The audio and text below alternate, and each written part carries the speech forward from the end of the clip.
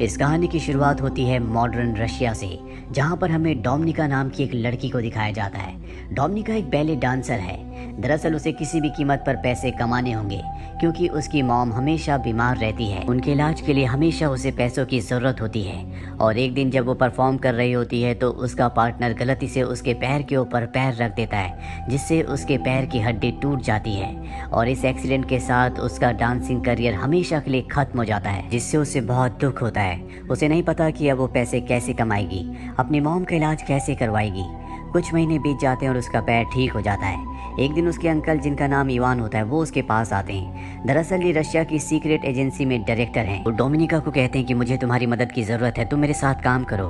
पर डोमिनिका साफ साफ मना कर देती है। उसके अंकल उसे बताते हैं कि तुम्हारे पैर का एक्सीडेंट हुआ नहीं था, बल्कि जानबूझकर तुम्हारे पैर की हड्डी को तोड़ा गया था, और जिसने ये किया था वो तुम्हारी दोस्त है। उसने ऐसा इसलिए किया ताकि वो डांसिंग में तुम्हारी जगह ले सके। ये सुनकर डोमिनिका को बहुत दुख होता है, बहुत गुस्सा आता है, और वो अपनी दोस्त के घर जाती है और उसे बुरी तरह से मारती है। इसके बाद एक बार फिर से वो अपने अंकल इवान से मिलती है और उनसे पूछती है कि मुझे क्या करना होगा।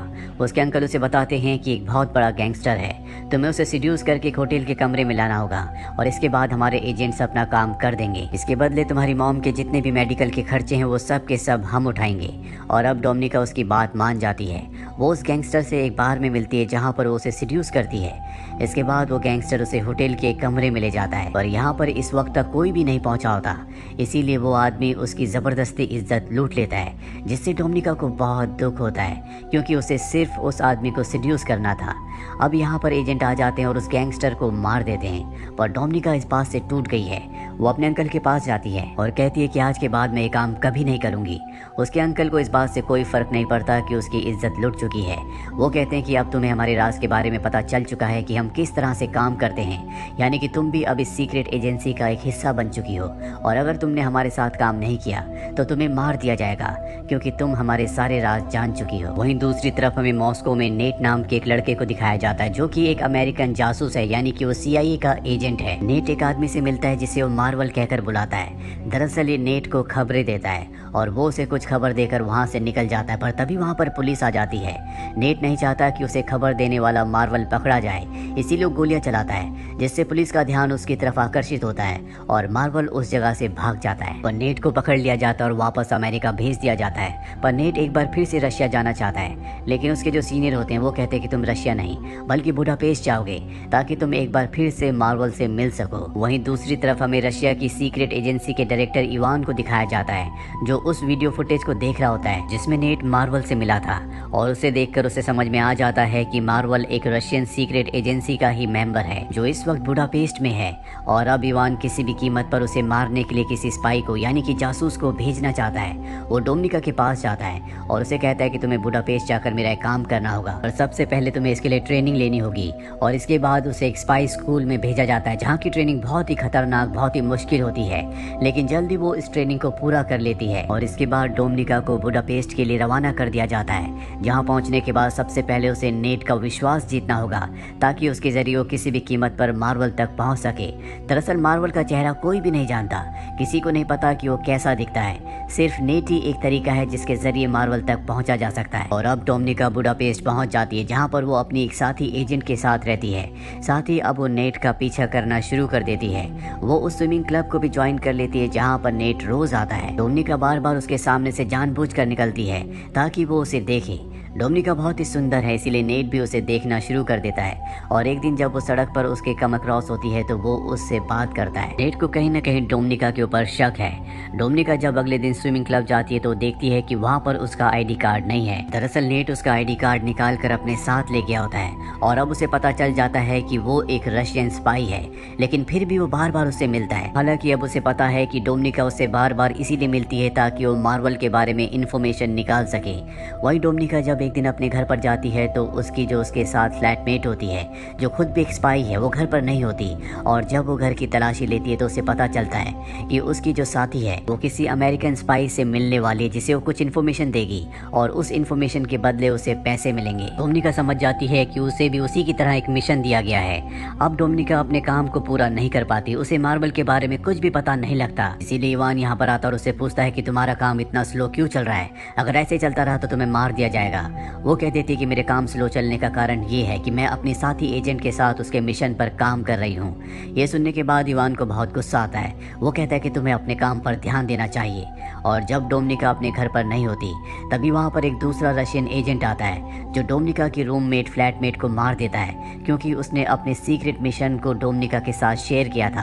हालांकि उसने नहीं किया होता, लेकिन डोमिनिका ने कहा होता है कि मैं उसके साथ काम कर रही हूँ। इसीलिए इवान को रशियन इंटेलिजेंस को ये लगता है कि उसने अपने खुफिया मिशन को किसी के साथ शेयर किया, इसीलिए उसे मार दिया जाता है। साथ ही जब डोमिनिका घर पहुँचती है तो वही रशियन एजेंट उसे धमकी देता है और कहता है कि अगर तुम अपने मिशन में फेल हुई तो हम तुम्हें भी मार देंगे। डोमिनिका इस बात से बहुत डर जाती है। वो नेट से मिलने उसके फ्लैट पर जाती है, जहाँ पर नेट उसे बताता है कि मुझे पता है कि तुम एक रशियन जासूस हो। डोमिनिका बताती है कि मुझे अपनी और अपनी मॉम की जान बचाने के लिए रशियन जासूस बनना पड़ा। नेट उसे कहता है कि मैं तुम्हारी और तुम्हारी मॉम की सुरक्षा की गारंटी लेता हूँ, लेकिन तुम्हें डबल एजेंट बनना होगा, यानी कि तुम्हें हमारे लिए काम करना होगा। और उसकी बात वो मान जाती है, जिसके बाद ये एक दूसरे के बहुत करीब आ जाते हैं। और अगली सुबह जब वो नेट के घर से निकलती है तो उसके पास उसका एक गिलास भी होता है जिसमें नेट के फिंगरप्रिंट्स हैं। वही नेट एक बार फिर से मार्बल से मिलता है। मार्बल उसे आगाह करता है कि तुम्हें डोमिनिका से दूर रहना होगा, क्योंकि वो एक रशियन जासूस है और तुम्हारे लिए बहुत बड़ा खतरा बन सकती है। लेकिन नेट उसकी बात नहीं मानता और उसे अपने साथियों से भी मिलवाता है, जहाँ पर डोमिनिका कहती है कि मैं तुम्हारे लिए काम करूंगी, लेकिन इसके बदले तुम्हें मुझे $30,000 देने होंगे। अमेरिकन एजेंट्स पूछते हैं लेकिन हम ऐसा क्यों करेंगे? वो कहती है क्योंकि मैं तुम्हारी मदद कर सकती हूँ। जिस लड़की के साथ मैं रहती थी वो एक रशियन एजेंट थी। उसे एक मिशन दिया गया था, जिस मिशन के तहत उसे यूएस सेनेटर की चीफ स्टाफ से मिलना था, जो उसे अमेरिका के बारे में बहुत सारी इन्फॉर्मेशन देने वाली थी, पर उसकी अब मृत्यु हो चुकी है और वो मिशन अब मुझे दिया गया है। मैं तुम्हारी इसमें मदद कर सकती हूँ। ये सुनने के बाद वो उसे पैसे देने के लिए राजी हो जाते हैं और अब डोमिनिका सेनेटर की चीफ स्टाफ से मिलती है, जो उसे डिस्क देती है।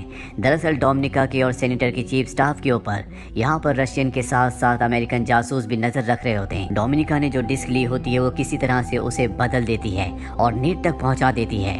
अमेरिका सेनेटर की चीफ स्टाफ जब बाहर जाती है तो उसे चारों तरफ से घेर लिया जाता है। ये सब के सब अमेरिकन जासूस हैं। उसे समझ में आ जाता है कि उसका खेल खत्म हो चुका है। वो भागने की कोशिश करती है, लेकिन वो चारों तरफ से घिरी हुई है और तभी उसका एक्सीडेंट हो जाता है, जिसमें उसकी मृत्यु हो जाती है। उसकी मृत्यु से रशियन को बहुत बड़ा झटका लगता है, क्योंकि वो उनके लिए काम करती थी, उन्हें इन्फॉर्मेशन दिया करती थी। और अब इवान को डोमिनिका और उसके सीनियर पर शक हो जाता है, क्योंकि इस मीटिंग के बारे में डोमिनिका और उसके सीनियर को पता था। इन दोनों को वापस बुलाया जाता है, जहाँ पर इन दोनों को बहुत टॉर्चर किया जाता है। डोमिनिका के सीनियर की मृत्यु हो जाती है, लेकिन डोमिनिका अब भी जिंदा होती है। वो यहाँ पर इवान को बताती है कि मैंने सब इसलिए किया ताकि मैं नेट का भरोसा जीत सकूं और किसी भी तरह से मैं मार्बल तक पहुँच जाऊं। नेट का भरोसा मैंने जीत लिया है और अब मैं जल्दी मार्बल तक पहुँच जाऊंगी। इवान उसकी बातों में आ जाता है और उसे एक बार फिर से बुडापेस्ट भेजने के लिए राजी हो जाता है। पर बुडापेस्ट जाने से पहले वो इवान के घर आती है, जहाँ पर वो कुछ पलों के लिए उसे सिड्यूस भी करती है। इवान को उस पर शक है, इसीलिए बुडापेस्ट वो उसके पीछे एक और जासूस को भेजता है। डोमिनिका बुडापेस्ट पहुंचने के बाद सबसे पहले नेट से मिलती है। नेट उसे देखकर बहुत खुश होता है, अपने गले से लगा लेता है और वो नेट को सब कुछ बता देती है। नेट अब भी उसे मार्बल के बारे में कुछ नहीं बताता, लेकिन वो उसे बहुत पसंद करता है, इसीलिए एक बार फिर से ये एक दूसरे के करीब आ जाते हैं। ये दोनों के दोनों सो जाते हैं, पर जब डोमिनिका की नींद खुलती है तो वो देखती है कि उसके सामने वही एजेंट है जिसे डोमिनिका के पीछे रशिया से भेजा गया था और उसने नेट को पकड़ा हुआ होता। वो किसी भी कीमत पर मार्बल का असली नाम और उसकी पहचान उससे जानना चाहता है, पर नेट उसे नहीं बता रहा होता। इसके बाद डोमिनिका भी नेट को मारने लगती है और उससे मार्बल का असली नाम पूछती है, लेकिन उसे टॉर्चर करते करते अचानक से वो रशियन जासूस के ऊपर हमला करके उसी को मार देती है। इसके चलते दोनों के दोनों घायल हो जाते हैं और डोमिनिका और नेट दोनों के दोनों हॉस्पिटल में होते हैं। यहाँ पर रशिया के जनरल, जो कि इवान के सीनियर होते हैं, डोमिनिका जिन्हें पहले से जानती है, वो डोमिनिका से मिलने के लिए आते हैं और कहते हैं कि मुझे पता है कि नेट ने तुम्हें मार्बल का असली नाम नहीं बताया और जिस जासूस को हमने तुम्हारे पीछे भेजा था उसे तुमने ही मारा है और बहुत सारी ऐसी बातें हैं जो तुमने हमसे यानी कि रशिया से छुपाई है। डोमिनिका साफ साफ मना कर देती है। जनरल कहते हैं कि तुम्हें मुझसे डरने की जरूरत नहीं है। जिस मार्बल की तुम्हें तलाश है, जिसे नेट बचाने की कोशिश कर रहा है, वो और कोई नहीं बल्कि मैं हूँ। मैं रशिया के लिए पहले बहुत ईमानदार था। एक दिन मेरी पत्नी बहुत ज्यादा बीमार थी। एक अमेरिकन डॉक्टर था जो मेरी पत्नी को बचा सकता था, लेकिन मुझे इसके लिए अलाउ नहीं किया गया। उन्हें ऐसा लगता था कि मेरी सच्चाई उस डॉक्टर को यानी कि अमेरिकन को पता चल जाएगी, जिस वजह से मेरी पत्नी की मृत्यु हो गई। ये पूरा का पूरा सिस्टम करप्ट है, इसीलिए मैंने रशिया का साथ छोड़ दिया और एक डबल एजेंट बनकर अमेरिका के साथ और रशिया दोनों के साथ काम करना शुरू कर दिया। तुम्हारे आज जो भी हालात हैं वो तुम्हारे अंकल इवान की वजह से हैं। अगर वो चाहते तो तुम्हें इन सब चीज़ों से निकाल सकते थे, लेकिन उन्होंने ऐसा नहीं किया। तुम मेरी सच्चाई रशिया की खुफिया एजेंसी को बता सकती हो, जिससे मैं पकड़ा जाऊंगा और तुम एक नेशनल हीरो बन जाओगी। और उसके बाद तुम मेरी तरह अमेरिका के साथ और रशिया के साथ, दोनों के साथ एजेंट बनकर काम कर सकती हो और रशिया की करप्ट एजेंसी को खत्म करवा सकती हो। दरअसल जर्नल ने उसे सब कुछ इसलिए बताया होता है क्योंकि उन्हें पूरा विश्वास होता है कि जल्दी वो पकड़े जाएंगे और वो नहीं चाहते कि उनकी जिंदगी वेस्ट जाए। वो चाहते हैं कि डोमिनिका उन्हें पकड़वाए, जिसके बाद डोमिनिका उनकी जगह ले ले। और अब डोमिनिका रशियन एजेंसी के पास जाती है, जहाँ पर वो उन्हें मार्बल की सच्चाई, उसका नाम और सब कुछ बता देती है। कुछ देर बाद हमें दिखाया जाता है कि रशियन एजेंट जनरल को नहीं बल्कि इवान को पकड़ लेते हैं, क्योंकि उसने इवान का नाम बताया होता है कि इवान ही मार्बल है। और साथ ही उसने बहुत सारे सबूत भी दिए होते हैं, जिसमें पहला सबूत ये होता है कि उसने इवान के नाम पर एक अकाउंट खुलवाया होता है, जिसमें उसने अमेरिकन से $30,000 डलवाए थे। साथ ही जब वो इवान के घर पर गई थी तो वो गिलास जो नेट के घर से लाई थी, जिसमें नेट के फिंगरप्रिंट्स थे, वो उसने अपने अंकल इवान के घर पर छोड़ दिया था, जिससे ये साबित होता है कि इवान और नेट आपस में मिले हुए हैं। दरअसल वो शुरू से ही इवान को इस जाल में फंसा रही थी, जो अब पूरी तरह से उसके जाल में फंस चुका है। वो चाहकर भी अपनी बेगुनाही साबित नहीं कर